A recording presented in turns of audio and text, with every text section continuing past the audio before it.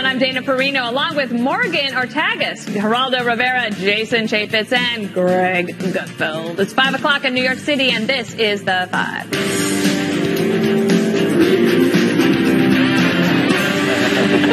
The RNC is trolling Democrats for appearing to come up short in Ohio's 12th district special election, a race that's still too close to call. Close in Ohio 12, but no cigar, at least not yet. This is a moral victory for the Democrats. The fact that they're this close is a moral victory for the Democrats. You want a real victory. We got some mojo, all right? So I don't know if it's a moral victory or whatever. Moral victory does not get you an office in Washington.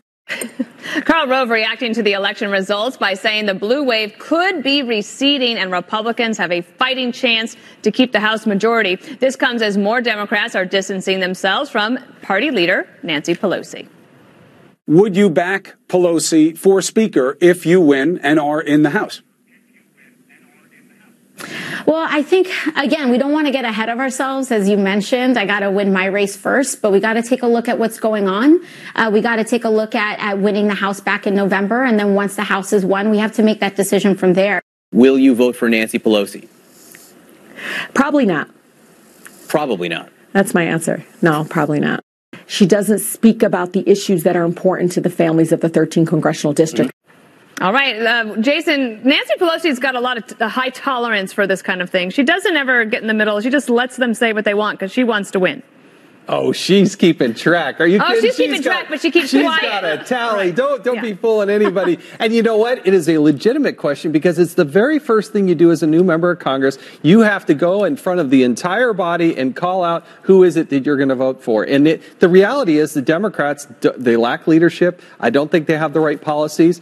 And to the point of the piece beforehand, I don't think there is some big wave that's coming from the Democrats. I sat there in 2010, the year after the election after Barack Obama. They took, I think it was a net of 63 seats that switched hands, and there was this big tsunami, and I don't see any evidence of it happening this time. All right. I was so excited to talk politics, I didn't do what I meant to do, which is to introduce Morgan. Yeah, nice to work. All of you and to the audience. So I was like, very rude. I'm very rude. I'm known for that, really, to being very rude. Morgan, welcome. Thank you. Tell us a little about yourself. Where are you from? Well, I'm thrilled to be here. I've been watching this show for ages, so happy to be here. I live in New York City, but I'm from Florida.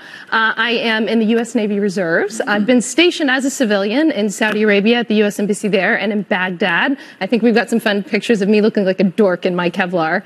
You look safe, actually. That's a very graceful picture of me in the Saudi Arabian desert. That's a classic. And this is me getting promoted a couple years ago. Anchors in the away. Reserve. Thank you, sir. And one of my favorite things, I'm an identical twin. I will give all of you $10 if you can guess which one is me. You're on the left. You're on the left. Nope. Wait, you look totally different. And of course, wait, you don't look anything You are not like wearing Ed those Rollins. glasses. That is not you in the glasses. No way. Is that Ed Rollins? Who is that? That is Ed. So I was going to say, I moved to New York in 2006 to work on KT McFarland's Senate race as her press secretary. Ed Rollins brought me to New York, and I literally lived with KT, so it's very incestuous here at Fox News with all of the connections. That's true. Also, you had another thing. You said you and your grandfather used to. I said before the show that I love Geraldo because I grew up with my grandfather watching cable news, and we watched the first Iraq War with you reporting from both Iraq wars, actually. And I'm a big fan. But I used to get, all the pretty girls said, "Oh, I love you, Geraldo." And then the pretty girls would say, "Oh, my mother loves you, Geraldo." But now the pretty girls say, "Oh, my grandmother loves you, Geraldo." No, it's nostalgia. It's very good nostalgia. That's me walking, talking nostalgia. That's like, and Greg, like all the older ladies love you.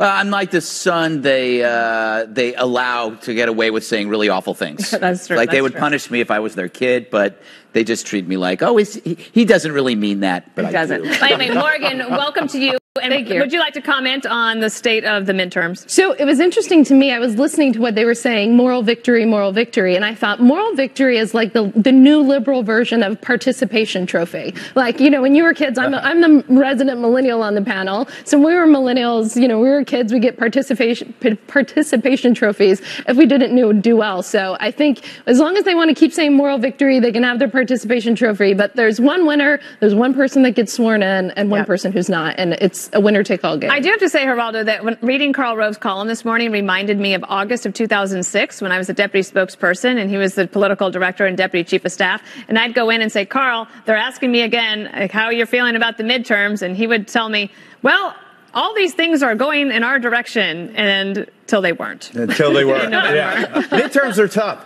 But the thing about moral victories is, and it's interesting, a participation trophy. I think of a moral victory plus $2.75 gets you a token on the subway. They don't even use tokens anymore, the MTA card. I think the Democrats are facing a potential problem with this division. Alexandria Ocasio-Cortez, we have been playing her. She's like the best advertisement for Republicans, but she represents a wing of the Democratic Party that's very fervent, energetic, but it is not the Nancy Pelosi mainstream wing of let's get things done. There is a division within the Democratic Party that I think bodes well for Republicans. I don't think Trump or the Republicans are out of the woods by any means. But I do think that at this stage, with, less than 3 months to go before the election, the Democrats could be far more united, far more formidable. They have put up some good candidates. I think the guy who ran against Bolderson in Ohio, Danny Boy, was a good candidate. Came up short. I think that there'll be some marginal shifting as of right now. If I were handicapping, I say it's basically a wash. It'll be a divided house. The one thing about Alexandria Ocasio-Cortez is it's not that conservatives are putting her on television and interviewing her all the time. The media has made her a star. Exactly. What's being done with her is what CNN did with Trump. And they shined a spotlight on this unusual character, and they laugh. But remember who got the last laugh? It wasn't CNN. It was Trump. So remember, when you target somebody, often the target gets better because they're listening and they learn from the mistakes and they see what works. So she might grow precisely because of the sunlight. As for the ad, can I ask you one question? Sure. And I don't mean to cut you off, but do you think a 50-year-old white guy is going to vote for Alexandria Ocasio-Cortez under any circumstance? Of course. I don't see it. Of course, not any circumstances. But do you think that that's really going to happen? Sure. Why not? I don't see it. It's not going to. I think you asked that question so you could answer it. I did. That's what Geraldo does. No, but I think in terms of I believe for the Democrats, moral victories are to them real victories, and I hope they're undefeated with their moral victories because moral victories will not nominate a judge. Right. It will not reverse any executive orders. You won't get to the White House on a moral victory. Right. I'll take an immoral victory over a moral loss. Jason, I want you to listen to Andrew Cuomo. He's telling Democrats to be less negative. Watch. I would like to see the Democratic Party, frankly, be less negative because Trump is doing the best negative case that we could ever do, and start to be more affirmative about what the Democrats will do when we get in power. If you look back, I believe that's why the Democrats have lost in the past. We have not had a credible vision that people believed would make their life better. And people have to believe you can do it. It can't be abstract, theoretical, pie in the sky. All right. Are Democrats too negative? Well, yes, but they don't have anything to go to. They are the resistance movement. They are scorched earth. They want to raise your taxes. They want to give the gavel back to Nancy Pelosi. And if you ask yourself at your home, what do Democrats stand for? What do they really want to do? The answer is they want to get rid of the tax cuts. They want to go back to these policies that don't make any sense. I don't think they have a positive message. And then the same Andrew Cuomo, we're going to talk about it later in the show, goes out and says, I'm not going to cooperate with ICE. Well, that doesn't sound like somebody who's trying to be positive. The other thing, though, Morgan, is that as everybody complains about negative ads, but negative ads work. So if you're not in power, the only way to actually get your message across is to say that the other person is doing bad. Even if you want to get a positive message out there, in some ways, I guess Alexandria, for example, is going out talking about Medicare for all, free tuition, those types of things. Looks like a positive message, but if you're an independent voter, it might be a negative. I just wish that people would keep comparing her to a beauty queen, because as a former beauty queen, I can say that everyone that I've worked with in the Miss America system is a hell of a lot smarter than her, or at least better at being on stage. Because I think she's terrible on television. I mean, look at the stuff that she says. She's terrible because she hasn't thought through how to pay for the wonderful programs that she keeps proposing. Right, well, because there is no way to pay for them without bankrupting the U.S. government. So listen, but what you're getting at is, who's motivated to come out to the polls in November, right? That's the real question. And I think even if they don't have a unifying message, I do think that Democrats are motivated to come out. So I think it's going to be a really long election night. It's going to be close in a lot of districts. But while I don't love the message, I do think that they are motivated. And I think that's why you're seeing the president get involved in these primary races and the races around the country, because quite frankly, he is what is most unifying, most motivating for Republicans. It's so interesting because right before the show, the president was doing a roundtable in New Jersey. He was talking about prison reform. And you would think that most Democrats would agree with him on that, like want to come to the table and actually work with him on that. It's something that actually could get done. It wasn't even a round table. Did you notice that? No, it was kind of rectangular. It was a rectangular table. It was a rectangle table. But what you're talking about are the problems with the Democratic Party. It's not just the negative messaging, but also a lack of ideas. And so what the interesting thing about Trump is that he's open to almost any idea. And I mean, you saw that with North Korea is the ultimate example of being open to any idea. And I think he will be open to prison reform. He's open to even certain things about immigration that, I mean, granting essentially amnesty to over 1 million people. I want to bring up, I like to, I spend a lot of time in pharmacies, just for reasons that I can't get into. But the Democrat Party, when it comes to health care, condoms, they're throwing socialism around because they don't have any ideas. Meanwhile, you look at CVS, a drugstore, as unveiling a telemedicine app, right? This is going to allow you to go and see a doctor via, your whatever screen you have. That solves health care, not socialism, not free health care, not, you could give Bernie Sanders trillions of dollars. He would not come up with an idea like telemedicine. This is going to be solved.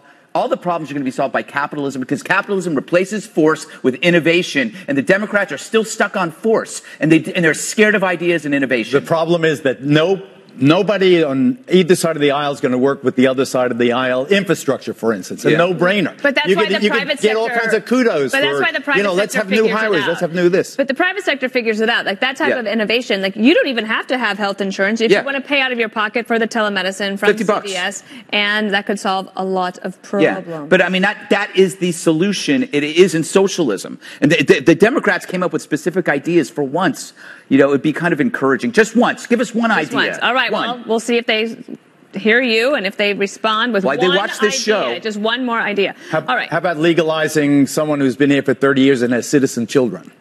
Well, that was what Greg just said, that the president was open to. Yeah, he was going to do that. And you're looking at some pretty progressive drug laws going on right now. Yes, you are. All right, well, we could keep going, but we have to move let's keep going. And then come back to you. A New York Times columnist urges the mainstream media to team up against President Trump, and Greg will tell you why. I will. Big old city, and all you're ever gonna be is mean.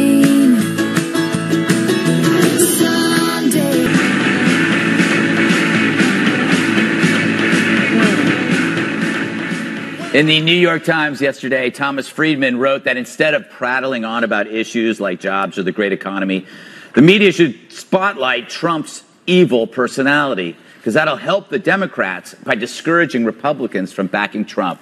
He wrote, quote, "The whole country needs to see every tweet, every rally, every word, and every reaction so that they can ask themselves, is this who I want my kids to see as our president?" What a great idea. Because remember what happened the last time the media covered every tweet, every rally, every word, and every reaction of Donald Trump? When every wink, nudge, cough became part of the media's snarknado? They elected Donald Trump, the bozos. Yep, there were like 300 Republican candidates, but all the yahoos in the press chased the orange meteor precisely for the things they hate about him now. Trump was great TV. He was shocking. Screw Rick Perry, Rand Paul, and all those other nobodies. This guy makes chance into a sure thing. Trump got like $1 billion worth of free airtime, and not led by Fox News, who actually featured commentators who challenged Trump over his behavior and beliefs. It was CNN who led the charge, and assorted other drips who didn't seem to mind because they thought Hillary had it in the bag anyway, and they had no other way to get people to watch their boring, mindless coverage. So telling the media to focus on Trump's behavior, you're in effect saying, hey, remember how we elected Trump in 2016? Let's do it again. Isn't that true, Morgan? It seems like Friedman has amnesia. The more you focus on Trump, the better he does, I think. It's interesting this advice is coming from people who it's like the most boring dinner party ever if you're with them. Like they're having a glass of expensive wine and they're like, isn't Trump awful? Yes. And so that's essentially, you're having people that have no understanding of social media and of how the president actually goes straight to the American people, advocating for the media covering him in general. I mean, this plays directly into his playbook, as you said. And I think, listen, I was on the other side of him in the primary, so I know what it's like for him to get all the media coverage. He did it brilliantly. He speaks directly to the American people, and I don't know what Friedman thinks he's doing, but I think the same people who read this in the Times are the same people who sit with him at their boring dinner parties and complain about the president. Who'd you work for in the primary? Jeb. Oh. Yeah, very interesting. That didn't end well. But I mean, no, but there were a lot of people at Fox who were on the other side. Yeah. So I mean, and the thing is, I was watching the amount of coverage on CNN and going, they're doing everything. Not just CNN, but MSNBC. Morning Joe should have been Morning Trump. Absolutely. Unlike Fox and Friends. Of course. I love Fox and Friends. I'm up every morning. Who should I talk to next? Jason, I'm looking at your face and I'm thinking, what's in your brain? What are you thinking? Is it good to get personal? One of the biggest disappointments when I came into Congress in 2008, when I got to the end, is the lack of objective media. And I've seen how they totally changed the rules, because things that they wouldn't cover under Barack Obama, they now want to cover incessantly with Donald Trump. They have totally flipped the equation. And to be in a contrived way actually advocating, hey, look, this is what we need to do so we can all get together on the same page, is so contrived. There are very few media outlets that I really trust in that. When you want to read the paper in the morning, people always ask. I think the Wall Street Journal gives it the fairest, straightest, objective viewpoint. But, gone are the days of a New York Times or somebody like that will objectively actually give you just the straight up news. I believe that's owned by our parent company. I believe Can we say so. that? I am a subscriber. Oh, well done. I'm I old steal enough your to paper. remember that between 2000 and 2008, it was the same. Yeah. Right? I mean, this is when the media was like, they have to fight against President Bush on everything. Every issue, every utterance, was amplified. And then, as Greg has pointed out, that they were asleep during the Obama years. Obama-tose. But this is what I think, that there has been some journalism that has had an effect on the Trump administration. If you look at the HHS, former HHS Secretary, Tom Price, he had to resign after that reporting. The New York Times and others, mainly the New York Times, focusing on Scott Pruitt at the EPA. That was journalism that they didn't focus on President Trump. They were just doing their journalism, and they had an effect. I would also say that they spent... But so did Pruitt. Pruitt had an effect. That's why they went after him. I mean, he was doing some good stuff, right? But that good stuff is still... he was doing stupid stuff, too. You can do good policy without the other, which Andy Kessler is doing now. The other thing I would say is, if they cover every tweet and every utterance, then they're not covering all the other stuff. So there's limited room in the newspaper, and if they just want to do the tweets, they can do that, and all the other stuff goes under the radar. Yeah. What people like Tom Friedman, who's a bright guy, but he's dead wrong on this. You have a better mustache. What they don't get is that Trump is a movie star. He's got charisma. You mentioned Jeb Bush. I like Jeb a lot. I mean, I interviewed him a bunch of times when he was governor. But next to Trump, it was like it was vanilla next to a banana split with a cherry on top. He did that one by one through the primary and just took everybody out. And because they couldn't compete with someone with that kind of charisma. Now, you can hate Trump, you can love Trump, but the thing is, there is a magnetism about him. The more you see him, and he doesn't blow the world up, you say, hey, maybe he's not so bad. The economy is okay, really good, in fact, and we're not at war with North Korea. It may work out. The Iranians, what have they done? They haven't really hurt us. And the more he's around, I think, the more people get used to him. I think it really works in Trump's favor. But what's surprising to me about the piece is that Friedman sort of, he put it out there that the media is not for the president. He sort of said the media should be against the president. He was honest. Me. I thought, is he admitting that the fake news that the president remember the time he was honest and he said, I wish we could be China for a day. Yes. So we could get all sorts of things done. And then everybody went after him for saying, oh, you like the Chinese. Every now and then he lets it slip. He pulls back the curtain, and we see what we really know to be true. All right. Nancy Pelosi's outrageous new plan to help illegal immigrants. Find out what it is next.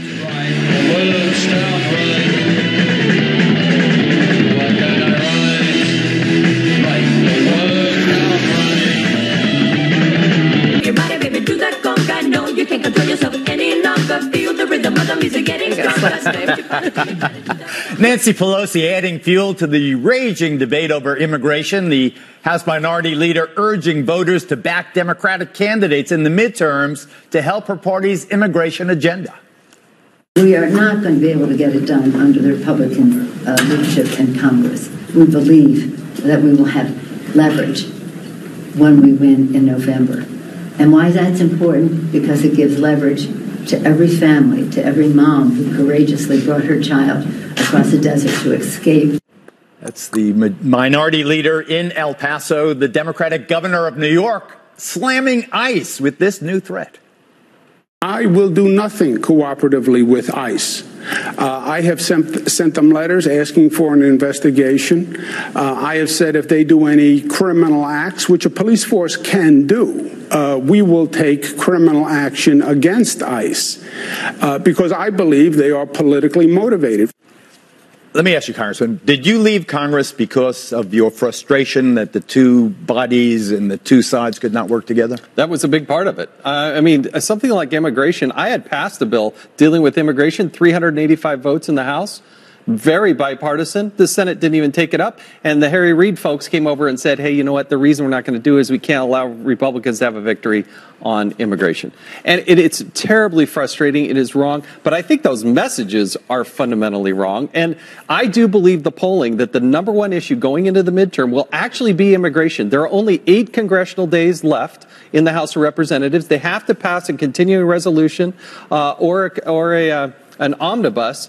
And the president has laid down the law. There is going to be funding in there, or I will veto that bill. And that has to happen before the election. Do you take him at his word that he's actually going to shut down the government? And if you shut down the government, how do you get it reopened? What happens to reopen once you shut it? This is why I think they need to make the case to the American people. There's no reason out of a $4 trillion annual budget, you can't put in there $25 billion to fund the wall. And if you extrapolate that over 10 years, we're talking $40 trillion. I'll give you $25 billion for the wall if you give me a green light for the Dreamers. I think what the president has offered goes far beyond what he promised in the election. He's actually agreed to do that sort of thing. So you would allow what many in the party call amnesty for the Dreamers? I reject the amnesty. I don't think you have to put them on a pathway to citizenship, but I do think you can give them some legal status so that they have the certainty. But you've got to get rid of the rewards and incentives to be here illegally. And what Nancy Pelosi is doing in El Paso is morally wrong to encourage people to cross that desert, put their lives on line. They should be going to a U.S. embassy in El Salvador rather than putting life in peril. Are you shocked, Morgan, that the abolish ICE plank has gained such credibility in the Democratic mainstream?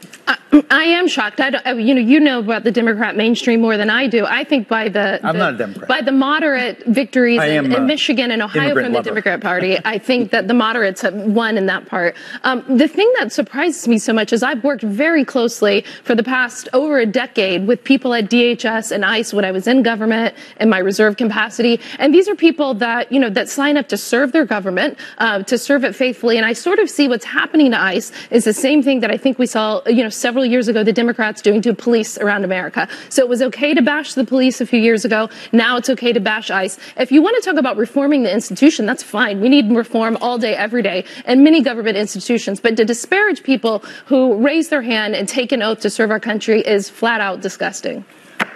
I agree with Jason's proposal, Dana, that immigration is the biggest issue, because I think it encapsulates a lot of other things like race and jobs and social class and all the rest of it. But which image is more powerful?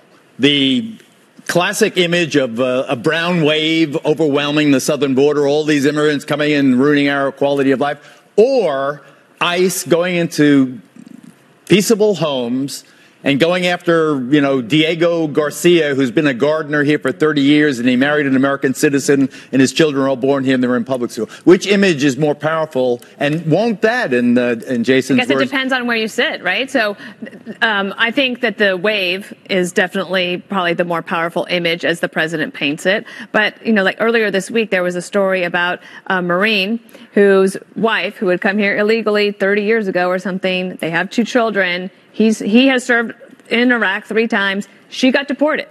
And that story, it was an AP story, but it doesn't get a ton of coverage. But if you get enough of those, then you might actually start to see some pushback.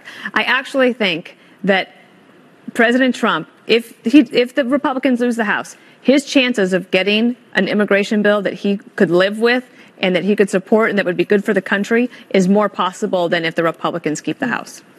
Why? Because the Republicans have shown over and over that they're not willing to make a deal, and also because of what Jason just said, because the Democrats are saying, well, we can't give the Republicans a win.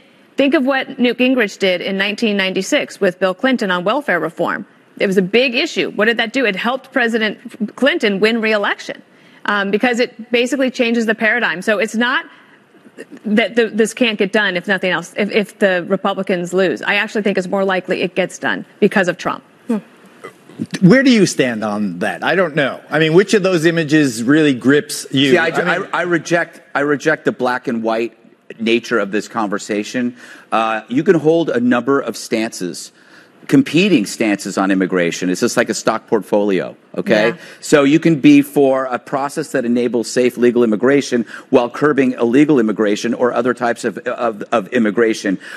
When you say something like that, you feed into the media's gaping maw, and it turns into you hate foreigners. It's either you are for this or you are against this, and if you're for laws, something is wrong with you. That's not how it is. You can hold a number of different positions, and it all makes sense. For example, the difference between the right and the left are laws.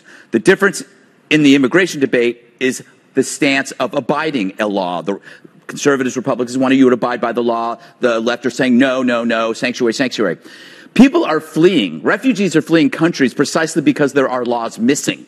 The reason why they're coming to America is because our laws create order, which enables freedom that allows people to live their lives in safety. If you look at Somalia, which has no laws, the Congo, Venezuela, which was chaos, yep.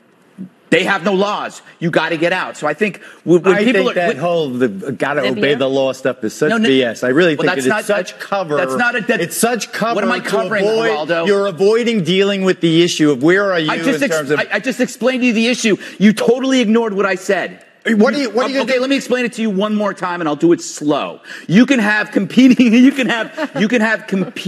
notions about immigration. You can be for legal immigration because you want more immigrants here. I'm that guy. And if there's I'm even for a pathway to citizenship. However, I believe that illegal immigration is breaking the law. If you can somehow so is speeding. That. Yeah, and I'm against speeding too. I'm sure you're not, though, Geraldo. You probably speed without a shirt. The sit-down showdown intensifies. President is telling America, thanks for the pen. Stay tuned as his legal team attacks the Mueller probe. You don't pull a mask off an old Lone Ranger and you don't mess. Oh, you gave me Van Halen. I'm impressed. President Trump tweeting, stay tuned, while slamming the so-called rigged witch hunt as his legal team continues to attack the special counsel. I've never been involved in an investigation on either side that's more illegitimate. If it isn't over by September, then we have a very, very serious violation of the Justice Department rules that you shouldn't be conducting one of these investigations in the 60-day period. The real story here is not that this case isn't going to fizzle. It's going to blow up on them. There's a lot more to what they did that nobody knows about yet. Right. Giuliani also saying drawn-out negotiations over a potential interview with the president could benefit the GOP in the midterms. Dana, what say you? So then we should keep the investigation going through September to help the midterms, rather than saying that it should be wrapped up by September. They got to take their pick. They're given a chance to wrap this thing up. And also, I just remember that Senator Grassley, when he interviewed, had Comey there to testify, he said, why did you let a date drive your decision on an investigation into Hillary Clinton? That's inappropriate. The investigation should finish when it finishes, and you shouldn't have tried to do that. So anyway, they're a little bit between. And Geraldo, they're going to have a hard time with that argument in light of what happened to Hillary Clinton. I mean, The Democrats aren't going to buy into that. But how do you see this playing out in the midterms? I think, first of all, the attack on Hillary Clinton during Benghazi is why her candidacy had legs anyway. I thought it was a big mistake by the Republicans. Went way overboard. And I think that you wish you could have redone that. More people were killed. Not by Hillary Clinton. To quote Geraldo, that's BS. She was oh, my goodness. We're switching topics. I like it, though. In terms of the Mueller investigation of the president, the one thing I want to say, and if the president credits my advice to even to the slightest degree, I hope he listens to me. Do not testify before Mueller's investigation. It is a trap. It is absolute. It's a landmine you cannot survive. For example, I say it's a perjury trap. Here's the question. I'm Mueller. You're the president. You ever cheat on your wife, Mr. President? What's your answer? What's your answer? You got to answer. Jason looks really nervous right now. You know, I've never cheated on my wife. He cannot put himself in. I don't care. Mueller could promise the world the velvet gloves. Going to take good care of you. And based on your Benghazi answer, your time has expired. I forgot what we're talking about. What's the effect on the midterms? Oh, okay. Is this really going to? I mean, if Giuliani's saying that there's a lot more information that's going to come out here, but do we really? Does this motivate? You mentioned earlier the motivation is what drives turnout, and do people say, "Hey, we got to get out there and protect our president"? I think what law enforcement has to be careful about, as proven by Jim Comey the most, is that they're not politicians and they don't understand politics. And as you talked about Hillary Clinton, I think if we brought anyone from her campaign on right now, they would blame Jim Comey, right, for what he did, a few weeks before the election. So I do think that Mueller has to be careful, and I do think that even though he has a lot of credibility, there's legitimate reasons when the president says there's 17 angry Democrats and people that attended Hillary's election night party and people who donated. For the average American watching it, my problem with that is that we have lost, both sides at different points, has lost faith and credibility in the FBI and in the DOJ. And I don't think that's a good thing. I think during the election, Democrats were mad at the FBI. Now Republicans are. And it's not good for this to be partisan. We need to have a set of rules where they say, okay, there is no standard, right? There's only the memo written in 2012 from the then Attorney General. So we need to have a standard as we get closer to elections. What is the standard that we're all going by? Am I really boring you that much? Then we only had 30 seconds left. Go ahead. I'm suffering from investigation fatigue. I think I can speak for all of America that they would rather do my laundry than hear about this investigation anymore. Remember Beckel? He used to boycott segments. He'd just go like this. Yeah, which segments did he boycott? Benghazi.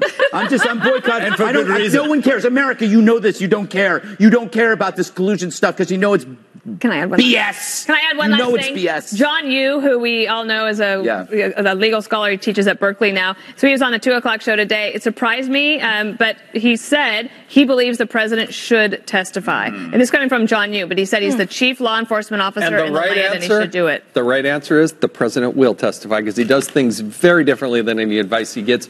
The mobile device dilemma are smartphones leading to the death of conversations.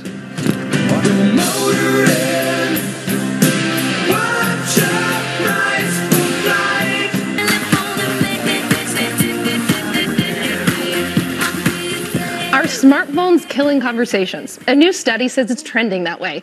According to British researchers, we're talking to each other less on our mobile phones despite our addiction to these devices. Popular messaging apps like Skype and Snapchat are slashing the amount of time spent on traditional voice calls. So, is this the beginning of the end for verbal communication? Dana, wait, hold on. You're going to call me? You're going to write your letter? Yeah, so anyway, that was my attempt. Yeah, I mean, there's all these studies, right, that people prefer, they think it's rude to call now, right? And I think so. But the thing is, if you called, it would take less time to communicate your message than if you were texting 5 times to figure out where you were in the park to hook up or meet up, whatever. Whoa, Dana. I just meant meet. Hooking up in the park, eh? Hooking up in the park. Rock and roll Dana. I also was going to say... First she started swearing, now she's hooking up in the park. What else is she doing? On at the 5. I also wanted to commend Arthur Brooks has a new podcast. He's the head of AEI, and he talked about this whole problem about phones killing conversation. And one of the things he talked about was how humans evolved and that we have a voice and that our voice is a tool. And so that was how you know that Greg's telling a joke.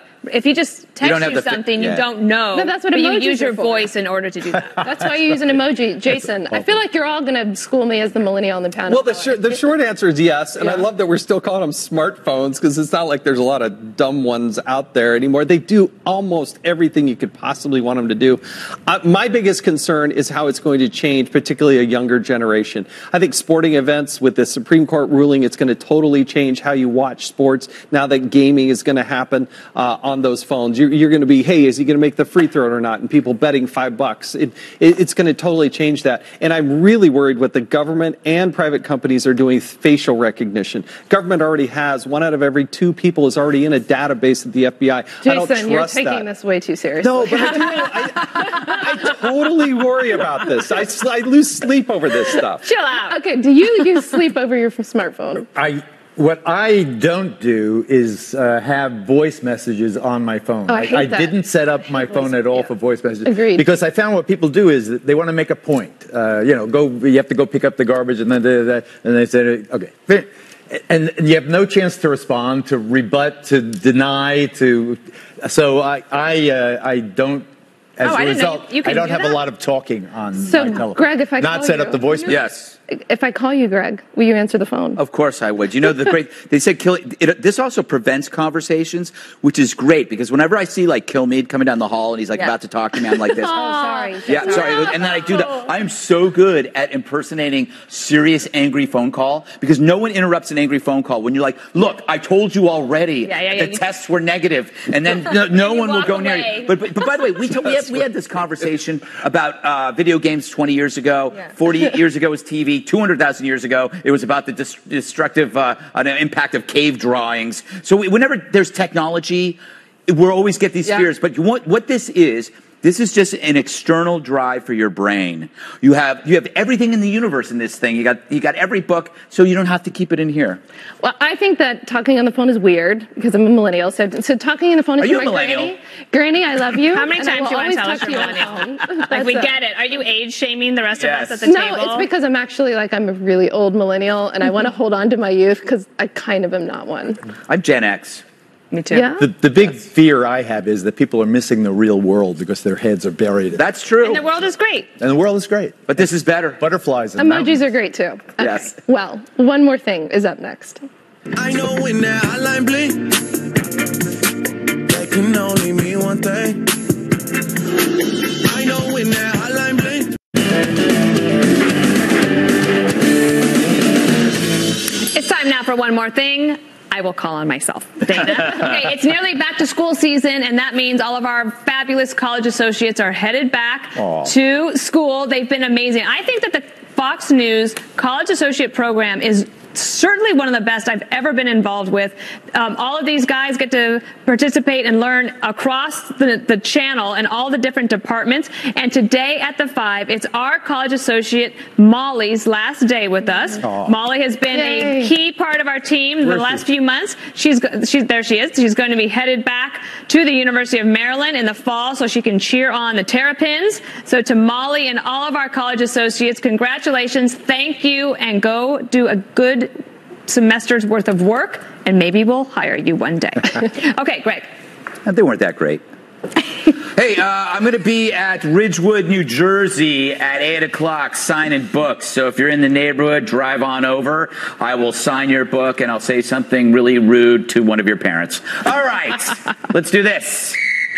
Greg Sports Corner. We're just around the corner from NFL preseason. Oh, we're going to love some of this. This is the Dallas Pitbulls. Take a look. Fuzzy McPaw is one of the brightest stars right now. And, man, he could deliver a hit. There he is, Fuzzy. Where's Frisky? Frisky Buttkiss is coming after him. This is got some really thrilling tape. I can tell by the response of my panelists who think that maybe I have a mental illness. I think, where do you get these things? Those are fabulous. They're given to me by a man named Sean. Oh, I know Sean well. You know what? He gives them to me in the park where you hook up. Jesus. You'll have to tell me more about that. Geraldo. Well, Saturday night, I'll be attending in East Hampton a benefit called Authors Night. It's Authors Night in Amagansett, New York, in the Hamptons. It's the East End of Long Island. If you head there, stop by. We'll be signing copies of my book, The Geraldo Show. Our audience loves the Hamptons. Yes. Our audience is much more Renaissance than you give them credit for. It's an event that hosts hundreds of authors. A room full of authors last year was really mobbed. There was hundreds of them. It's hosted by, this will be interesting, Alec Baldwin and his wife Hilaria. She has her own book, but it'll be interesting. I wonder how Alec is going to respond to me being. I bet he gives you a big bear hug. Oh, I don't. Congratulations! It's a great book. Thank you. Come by, see me, pick up a copy of my book. And also, Geraldo will insult your parents, like Greg. Okay, Jason. Law enforcement needs all its help it can get, and in Florida, they got a different kind of help. The cow. If you see the large group of cows, they're literally following her and chasing her. This is in Seminole County. There's 3 people. They're in a car chase. The one person gets out, the female driver. She's lost. She doesn't know what she's doing. And these cows come to the rescue by chasing this would-be perpetrator, alleged perpetrator, and their law enforcement took her down. With the help of the cows, she's lucky they didn't run into a gator. That was a good move. Morgan. All right, I got to be quick, but so we have some pictures here. 11 years ago, I was in Baghdad, and I celebrated Hanukkah in Saddam's palace, which was the embassy at the time, and it was a really cool movement. I ran into someone this weekend, unbeknownst to me, who I spent Hanukkah dinner with in Baghdad 11 years ago, and actually it's pretty funny. This Marine Corps officer let me drive his Humvee around the green zone, which you're not supposed to do, so I'm not going to say his name, but it was pretty cool to run into someone 11 years later from my favorite war zone. Yeah, and where you served so admirably. Thank you for all of your service. We appreciate it. Thanks for being here today. Set your DVRs. Never miss an episode of The Five. He's the news guy you can't help but like. Up next, it's Mike.